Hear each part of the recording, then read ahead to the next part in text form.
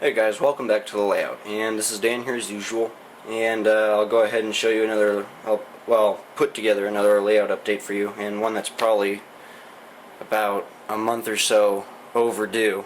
I apologize for that. I've just been really busy as usual with everyday life, you could say, but I've been having on and off in my model railroading. Really lately I've been kind of doing some other things besides model railroading, so it's kind of been an on and off thing.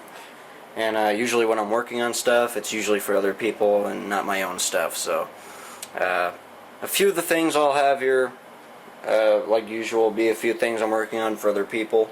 And then the rest is actual stuff that I have for my collection. And I'll even show you a few things that I'm actually going to be selling here shortly. So you guys can take a look at those. But I thought I'd go ahead and get started with these two covered hoppers here. This one is an Athearn no, not an Athearn. It's just a straight Athearn RTR Trinity covered hopper. And you guys might remember this one. This is the giraffe tag that I said I was going to be doing again a few months ago. I think it was a few months ago in my last update video. I think it was.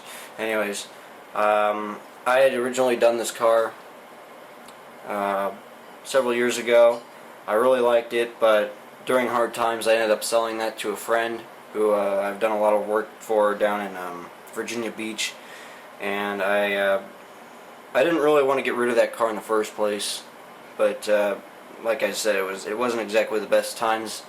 I was kind of short on cash. I needed to pay bills, so I ended up selling that car. But recently I got this particular car from a train show, and I decided why not recreate that tag. So I again pulled up the photo of this tag, and just to brush over this once again, this is actually a real tag, and this is on an ADM covered hopper I found out, and unfortunately I don't believe this exists anymore. I think the car was either repainted or it was patched up, so this is all gone at this point in time, but on my railroad it's not. So anyways, I basically recreated the tag. I did all the painting. It's all done by hand. And then with acrylic paint, all the finer stuff like detail, especially on the character, it's more over marker kind of paint pen. And even I didn't want to grow up. That's all paint pen. And I apologize, it's not focusing very well. There we go. But you can see the really good detail on it. It really came out good. It's actually better than the last one, so it was kind of a win-win situation. And I really love this car. It looks great. It definitely is an eye catcher. So I'm really happy with it, and I'm never going to sell this one. I'm going to keep this one. So I'm really happy I got that done. And just to bring things up, I wish I could show you guys how I do this stuff, and I've tried multiple times to make a how-to video on graffiti, but just about every other time I try to do that, it ends up going, I make a recording for like an hour long, or something goes wrong, or I just get too focused into it that I'm not explaining well enough how I'm doing this. So it's just been a failure trying to explain how I do graffiti. So really the only thing you guys ever see is the end product, and I apologize for that. I hope soon enough I can get kind of better with that and explaining while I'm actually doing it, so you guys can see and learn from this, because it really is rewarding in the end to have your own handiwork like this and then see it in the end like this. It just is great. But that's the giraffe car. That's finally done, and I'm not getting rid of that one. The next car over is an Accurail car, and I just photographed this car. This particular car was in Fostoria, Ohio, and it happened to be on a consist with a BC Rail-9. And if you watch my other account for my Railfan videos, you would see that video, but the only issue was the tags were on a boxcar and not a hopper, and I wasn't able to quickly catch it. I only got a quick, about maybe 2 or 3 seconds look at the actual tag itself. But I'll just brush over this one real quickly. Like I said, this is an Accurail car. And again, I did all the tags on it. It's HLCX 22817, and it's basically a real wreck of a covered hopper. It's all patched up and whatnot. But I did the tagging by hand, and the main tag on this car is a piece by H-Back, or Habak is his nickname. He's a rather famous tagger. And anyways, it features Pepe Le Pew, and I think he did this for Valentine's Day, if I read about it right. Anyways, like I said, I photographed this car, and I got some a decent picture of it, I guess. And I was able to recreate it by sketching it on a piece of paper first, and then directly painting it onto the model. So that really looks good, and I really like some of his work. He's a really good artist on with tags, so I'll probably do some more of his work later on, like a few of his Union Pacific hoppers that he tagged up, which really looked cool. If you've seen any of his work, you know what I mean. But I really like this car. It looks good, and I'll probably hold on to this one for a while, and then I'll probably end up turning around and selling it maybe down a year later or so. So yeah, I really like it. It looks good.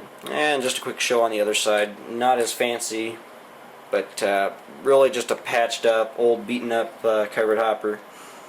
But it looks good. I like it. And that's the only piece of Accurail rolling stock I have. I was never really a big fan of their kits, but I guess I've always been a fan of the more modern Athearn stuff, the Genesis or whatever. Alright, so we'll go ahead and move on to something else. And just to brush over this again, I know I've showed this multiple times in other videos, but I'm going to just show you this one last time because I've done some updates to it, and I've basically modernized this unit for modern actual club layout operation. This is HLCX 6091, and this is probably one of my favorite lease units out there. I really like it. It was a full rebuild. I'm not going to get into too much detail, but it's one of the Alstom units that one of 3 HLCX got. This is 6091, and anyways, I'll just go over and show you some new details I did to it from what you saw in the last video. Really not too much was changed on it this time around, but I did upgrade some things. The biggest, you'll notice the HLCX decal is brand new. The old one was up here somewhere and it was inaccurate. And it was just recently Athearn announced a sheet of brand spanking new HLCX decals, which actually happened to have the right-sized HLCX logo for this particular unit. What was interesting about this and why I couldn't recreate that logo exactly, the particular size of HLCX decal, was because this unit wasn't painted by HLCX. It was painted by Alstom when they rebuilt it for HLCX. So they did all the paint work, and that's why the paint is a little bit different than standard HLCX lease units. And then just the fact that the HLCX logo is a bit of an odd size. So I was really happy Microscale announced those, so I finally got that done. That was a big thing off the list. Also, I added the correct air tanks on the sides, and this is on both sides of the unit. The CN units and a lot of Canadian units, I don't know why they did this, but they had the long air reservoir and then they had the short little tank here, which I'm not sure what that was, if that was related to Air 2. I believe it was, but I'm not sure. Anyways, moving up to the front, and I'll show you in the back end in a sec. I upgraded this unit to KD couplers. Well, these aren't KDs, these are actually McHenrys, because I like McHenrys for my detail.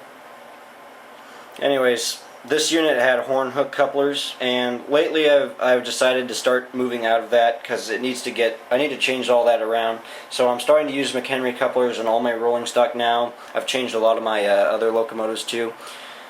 The newer McHenry couplers, and I really like them. They're in my opinion the best. I don't even like KDs. I've tried KDs and I just had a multitude of problems. I was tired of having to correct coupler height sizes, installing those stupid little spring plates and everything. It was just a pain in the ass. So I decided to go with McHenrys. They look a lot better. I really like them. Anyways, this was something I didn't want to do because I didn't want to have to go in and tear up the already filled in coupler boxes on this unit. But it came to the point I wanted to save this unit, so recently I just decided to go for it. So I just took all the detail off the front. I removed all the filler pieces that fill up that gap in the plow for the coupler when you take the shell off the unit. I filled that. I removed that, all that. I got in there. I replaced the couplers with McHenrys on both sides, by the way. I also retuned the motor. I added a brand new motor to this, so now it runs great, and it's ready for actual service. It's basically an RTR unit now, RTR standards, compared to when it was first a blue box unit. So it just makes it 10 times better. I'll just go over and show you the end real quick. You can see the same thing on the end, and I'm not sure why the coupler's bending like that. It's probably just popped out. There it goes. And I added air hoses to it too. You can see that. I'm going to start adding those details to all my units now. I figured if I'm going to add MU cables, I might as well go the extra length and add the air lines. So I'm going to go ahead and start doing that now on all my diesels. So that'll be another thing. But again, the new logo is also on the opposite side, and that looks really good. I did some just a slight touch-up weathering, like the grease stains and the drips from the air filters hidden behind this big snow shield. But again, the refitted tanks, I did some detail work in there. I added the waste oil filter. That's now in there. So the unit's 10 times better now. It runs great. It looks good. I'm happy with it. So I just thought I'd show you guys that real quick. I'm glad that's over with. So hopefully I'll get some actual running videos of this soon enough. And now I'll go ahead and move on to something a little bit more that will require a little bit more explanation. Recently I've been building, or planning to build, a Union Pacific ballast train for my roster. And lately I've been putting together a whole fleet of these cars, kind of collecting them for about a 6-month period. Yeah, I know it's been that long, it's crazy, and I apologize for not having other update videos then, but I'll just go ahead and I'll try to get through these as quick as possible. The first set of ballast cars I have here are the Athearn bathtub gondolas, and these are getting a little bit hard to find now, especially in the Union Pacific Maintenance of Way green. But I wanted to get some of these because they happen to be a really good, a really good deal. I got these for like $40 for the pack, which is really not that bad considering they go for about $60 a pack. Really the only thing I did here was weather the cars and then add some graffiti. They were really well pretty much set to go. They all have the McHenry couplers, which I like, metal wheels, safety stripes, all that good stuff. And the only real major thing I had to do here, as you can see, was add the ballast loads. This is fine ballast.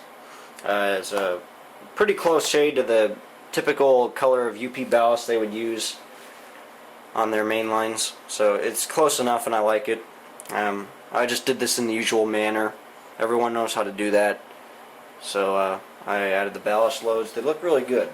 And just some brief history on these particular cars. They were bathtub gondolas from like the Chicago Northwestern that UP inherited, and they basically repainted them and converted them for tie service. They were tie gondolas, but in this case I decided to use them for ballast. It's unprototypical, I think, but I'm just saying maybe they're transferring ballast in between a point and then they get dumped or something, or an excavator goes up there and pours it out. So whatever. I really like them. They look good, and I just really like them. But I'll probably get some more of these later on. Right now I'm kind of aiming for some other stuff right now, so I'm just kind of taking a break from ballast cars at the moment to pursue some other things. So I'll go ahead and show you the rest. And the next set of cars here are the more typical Union Pacific ballast car.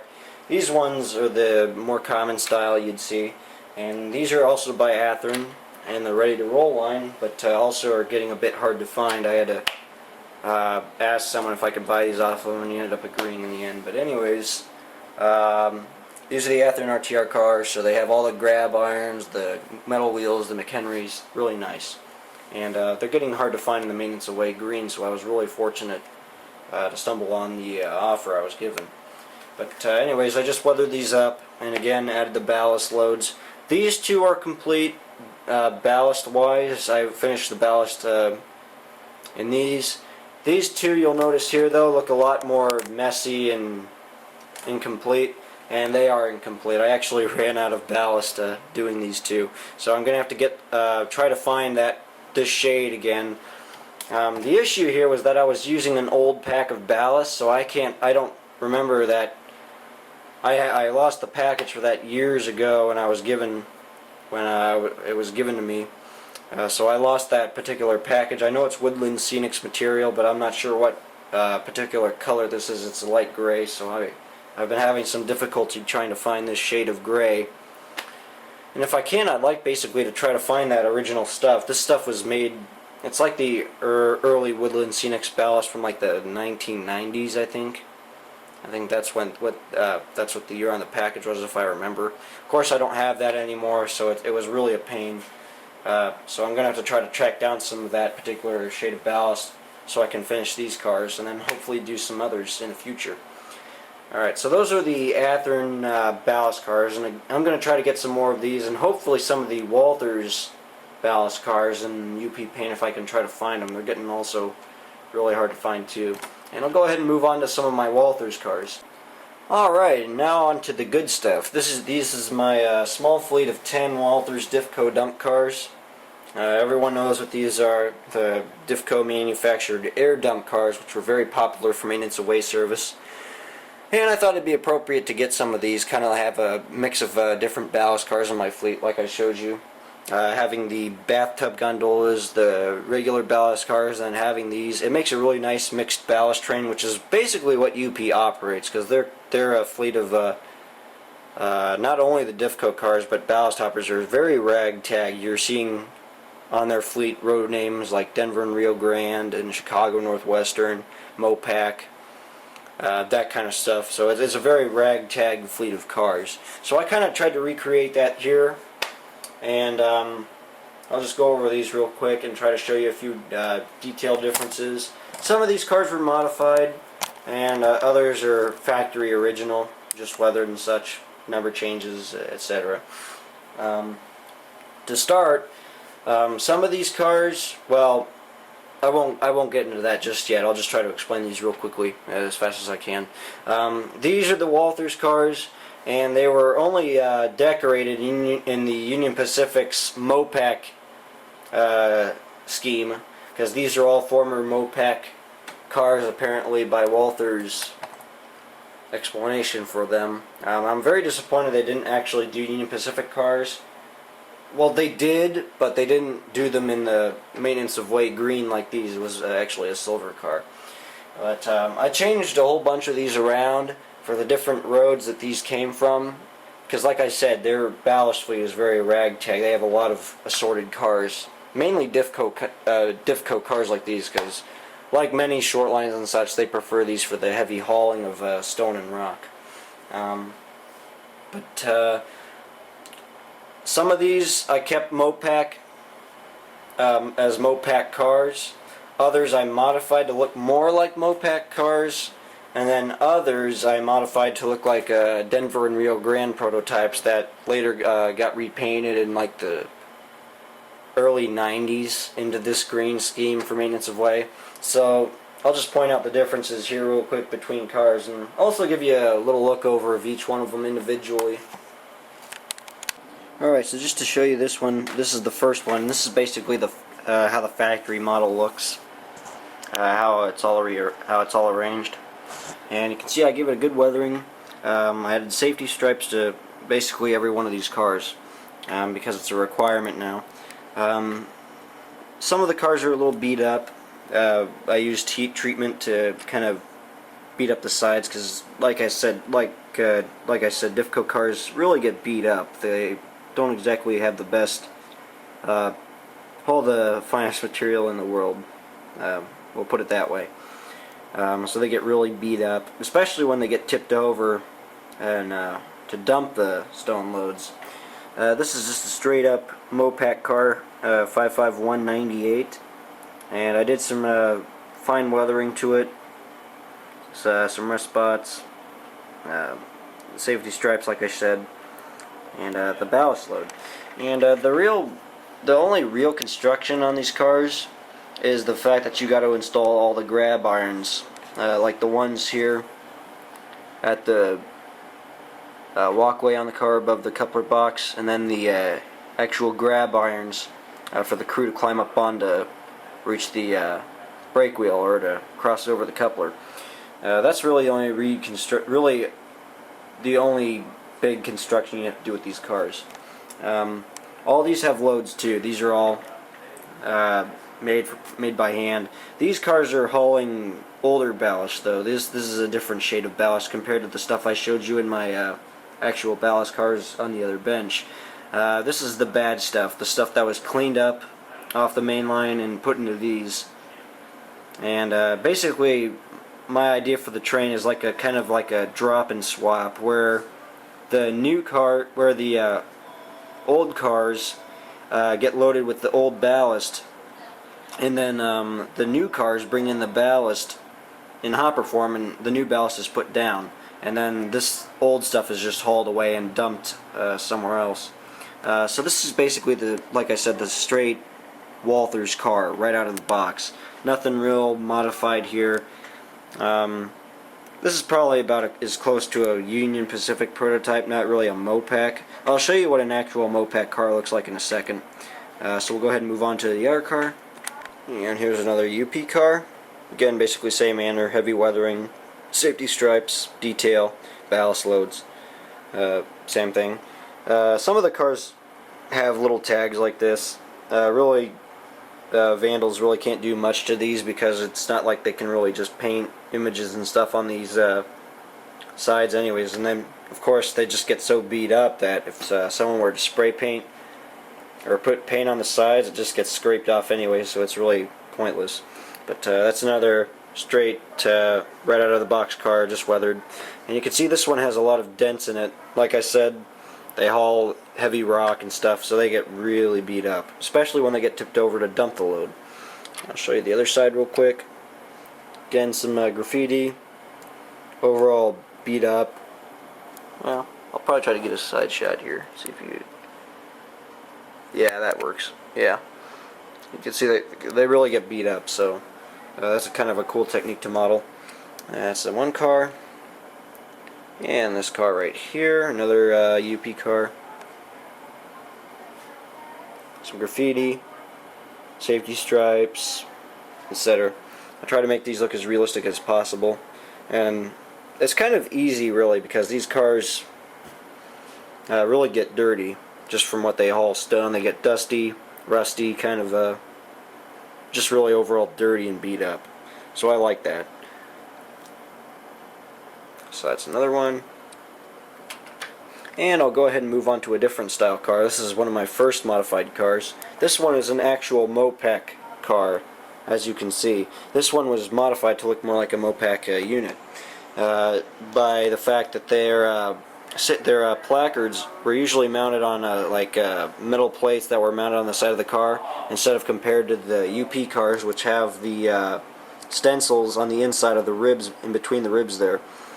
And then it has almost all these have the, I forget what that is, it's ACI stencil, I think. I'm not sure. But I have the safety stripes, some newer upgraded safety information. Again, my camera's not really focusing, I apologize for that. But that's basically what a Mopac car looks like. I really like this one. It looks good. And the same treatment on the other side, the new placards, safety equipment, etc. So that's a Mopac car. And the other modified car I have is the Denver and Rio Grande prototype, which is based on another style. And this is a bit more heavy modification, this one is.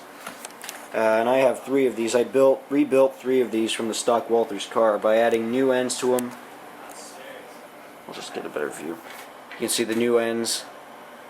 And that's just fabricated styrene. New ends.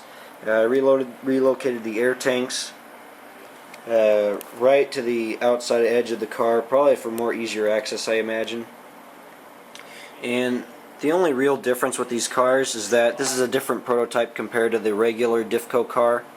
This is a smaller capacity. I think I'm not sure of the capacity, but I know this is the regular style Diffco car. These are 100-ton capacity cars compared to these, which are a different hauling tonnage, and they're also a lot shorter, and the sides are different, but it's such a heavy modification that I couldn't recreate that. So sometimes you got to be selective with what you can model, so I just try to do as best as I could with relocating parts and, like I said, redoing the ends. So I'd say it's a fair representation of the Denver and Rio Grande cars, and these are a lot older too. You can see the paint's a lot more deteriorated compared to the somewhat newer cars that were painted in like the early 2000s or late 1990s compared to this. This is an older car, and this one is renumbered and re-stenciled for Union Pacific as well, so that's a difference compared to the Mopac cars. On the other side, usual manner safety stripes, etc. And here's the other. This is another Denver and Rio Grande car. This is the third one. Nicely beat up, rusty. Looks really good. That's car number 2, the second Denver and Rio Grande car. And then I gotta find the third one. I think this is it. And this is the third Denver and Rio Grande car. This one's a lot more faded. The paint's really deteriorated on this one. It's covered in graffiti, rust. It's definitely not had a good life. So that's that one. And I'll just hurry up and finish by showing you the rest. Another standard Mopac car. That one's got a new wheel though. Some of them do. Some of I thought I'd paint some of those on, but they're all different numbers. I renumbered all of these, so they didn't have all the same number because they only come in 3 numbers anyways. But they look really good, and they really Walthers did a good job on these. But I'd definitely like to see someone else make these. So who knows? Maybe in the future another manufacturer will make these, but. For now, the Walthers cars are a pretty good stand-in, but I'll tell you what, they're not easy to modify. So we'll go ahead and move on to another item, particularly for the ballast train. And what maintenance of weight train wouldn't be complete without a caboose? So to fill in this particular gap for my maintenance of weight train, I got this Overland Brass CA13 caboose. And the CA13s are former Rock Island bay window cabins that were heavily reconverted by Union Pacific. They filled in windows and such, and this particular car is particularly special because it's a special run of the CA13s that Overland Brass did. This is a particular car is a test and research caboose number 400. It had all kinds of computer equipment inside for test track research. But in this case, I've redone this car just particularly for like a crew cabin. It holds all kinds of radio equipment and such for this particular maintenance of way use. And this one is in really good condition too, so I thought I'd keep it, kind of stay away from weathering it basically, so it looked nice. Just being it's a brass model too. Anyways, I kind of did a lot of extra work to this one too. Everyone's familiar with Overland models, or particularly really any brass model at that, being that they're really well on detail. The only real things I did to this particular car, and I'll try to point these out as best I can. I did some extra detail work, like adding the generator. I painted the generator. I added some other decals. I added the safety stripes, the step, the watch your step decals, and the I forget what those are called, the steps in between, whatever. Anyways, I added that decal. The safety slogan is custom. I got that from a microscale sheet. I added a caboose interior. All the interior is done, all the seats and everything. I added the Union Pacific shield here, and some safety stripes on this end too. There's even one under the bay window as well, as you can see right there. And then I added the CA13 designation right above the bay window where the window screens are. And overall, this model is an excellently detailed model. It really looks good. And Overland, everyone knows Overland does a really good job, and I'm really happy with this model. I'll just go over it again real quick at the ends.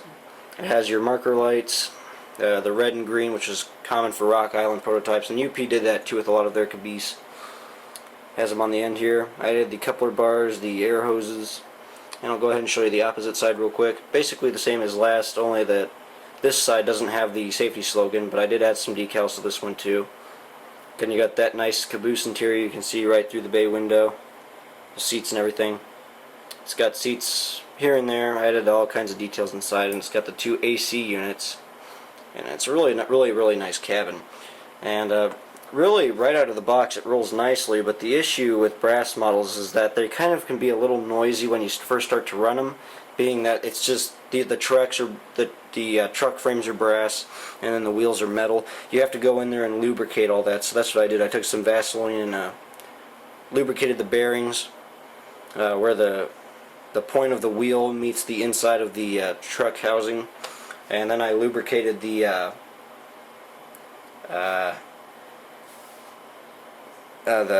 connection between the trucks where the body meets is the bolster pad. I'm sorry. I lubricated that area, so now everything rolls well, and the car has no issues. So it's a really nice car, and it looks great with my maintenance away train. So hopefully I'll have some videos of this up running with my maintenance away train soon enough. But I thought I'd show you guys that too. It really makes a good match for my maintenance away train, and you'll see that soon enough. And just real quickly, I'll go over that stuff I mentioned earlier that I was going to be selling. And just to briefly explain, I will not be putting these on eBay. They're actually going to go on the new site, HO Interchange, which is a Yahoo group, if any of you are familiar with that. They were just founded recently. Recently I've had some issues with eBay kind of ripping me off, so I don't really want to sell on eBay anymore, so I'm going to try my luck with the HO Interchange. But anyways, these are both locomotives, and I'll go ahead and show them and brush over them for you real quickly so you can see what I'm going to be selling. Go ahead and start. I have LTEX 4972, and I'm sure you all remember this unit. Well, I've had this for years now, but I did a lot of work to it. Added safety stripes, finished the painting, did tons of detail work. It's got all of the good stuff: ditch lights, plow, MU cables, cut bars, all kinds of custom little details, all kinds of stuff like that. Really fine detail, leathering, all kinds of nice stuff like that. Modified AC unit, horn, antennas. It's a really nice unit. It's got all the brake pipe, fuel tank details on the back end. Again, you got all the nice MU detail. I'll just zoom in on that real quick. See all that nice detail there. And we'll turn it on this side. And this is an Athearn RTR model, as you can see. This is a very rare unit done in the special LTEX patch tunnel motors for Union Pacific, and it really looks good. But I've just decided to let go of it because I don't use it that much, and I'd rather that it would be run instead of sitting around collecting dust. So I'm just gonna let it go. But I'm asking $150 for this unit. I paid $120 for it when I first got it, and I put at least maybe I'd say probably about maybe another 100 into it, and labor cost and detail. That's usually what I charge for full detailing and weathering and such like that. So that one, that's LTEX 4972, and again $150. And hopefully I can get that up on that in the HO Interchange soon, so you guys can watch out for that. Next up is HLCX 6337. I'm sure you guys all remember this unit, my SD40R, based on the real unit, which is a former SP unit. And I'm selling this one for $140, and it's really nice. It's all custom painted. Again, lots of good detail. All the ditch lights, everything, all that's installed. All the decals are on, window glazing lights. And it's a RTR Athearn model. It looks really good. It's got a nice K5LA up on top. And I'll just go ahead and point. Well, the shell came off, but that's because I don't have the coupler boxes on. I was changing couplers on it for resale. But I'll go ahead and show you the ends again real quick. A lot of nice pilot detail. And then I did the custom SP mods, which are removing the number boards. And the camera's not going to focus. Come on. There it goes. All the nice detail like SP, the SP light package and the plate where all the other lights used to be, now just a headlight. The number boards are gone and all that. You can see replacement fans. Sorry about that. There's that nice silver horn. I think they added that recently because in the pictures it's not painted, it's just a silver horn. It used to have a P5, I think, so it was just recently replaced. And on the other side, really overall a nice unit. I really kind of wish I didn't have to sell it, but like I said, I really don't have anywhere to put these, and I really can't even put these back in their boxes because once I do all these mods to them, it just makes them impossible to put them back without breaking them apart or breaking all that nice detail off. So I'm just gonna sell it, and so that's definitely a unit for any CSX model or basically any real road. Like this unit's pretty much been everywhere, even out west on Union Pacific. So that's kind of one of the reasons I modeled it. But it definitely looks great, say in a CSX lash up. So if you're a CSX modeler, these kind of units are a must because CSX loves to lease these HLCX SD40s, and this one is one of them. So again, LTEX 4972 is $150, and HLCX 6337 is $140. Both are RTR units. They'll include the original boxes, Katy couplers, and everything else. So now that I got that out of the way, you guys can keep an eye out for those. Hopefully they'll be up soon. But I'll go ahead and move on to the second bench to show you some other few things in closing of this video. Alright, just one last quick look at the Ballast train, how it looks currently. Quite a few cars, but I'll probably get a few more of the Diffco cars and of course more of the Ballast cars themselves because that's kind of what I need.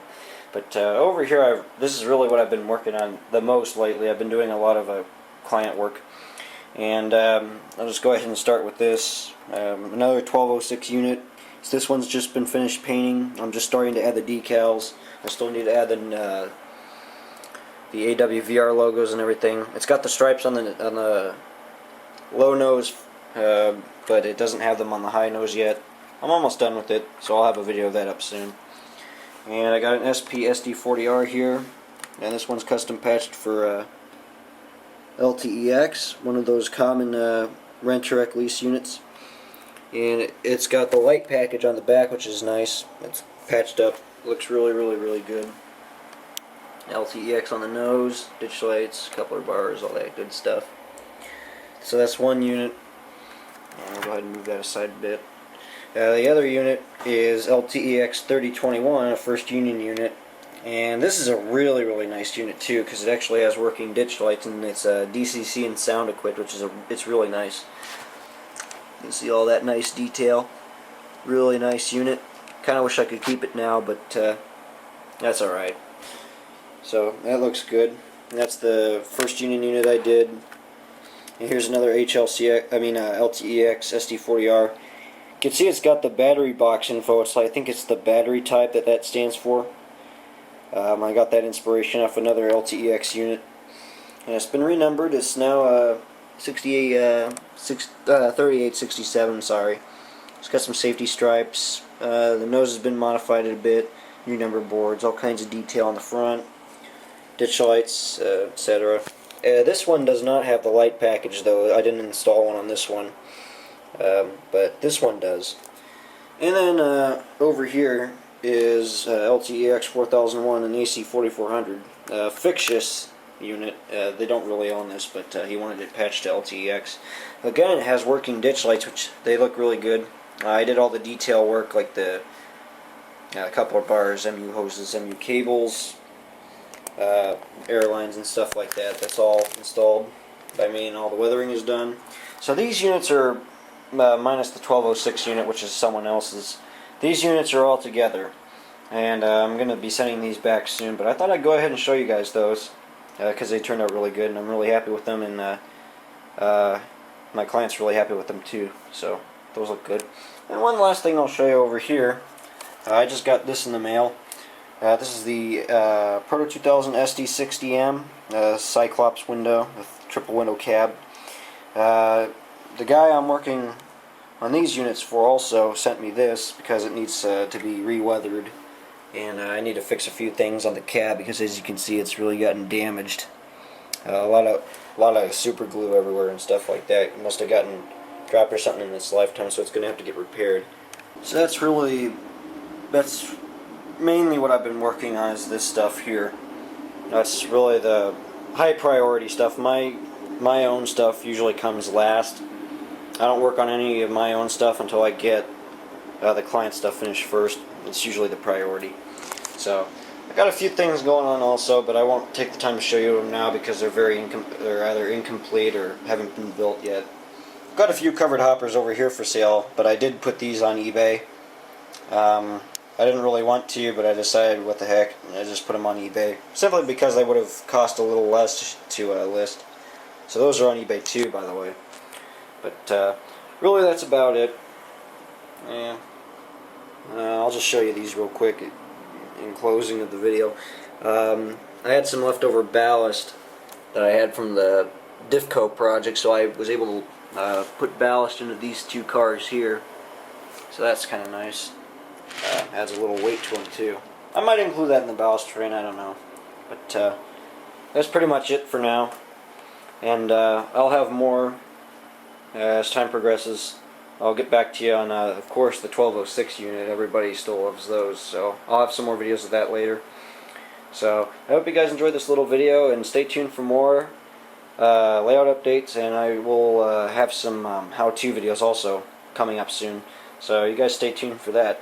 And one more thing I want to mention, I'm going to be working on 1206. I'm going to be working on Runaway Train again soon. You can see all three of the Jeep units are done. The F7's also done. But the last unit I need to get is that GP40, but I hope to get this finished soon, so I'll definitely have some videos of that up when I start this project up again. But it's coming soon, guys, so stay tuned for that. You'll really enjoy that. So I hope you guys enjoyed this video, and stay tuned for more. Take care.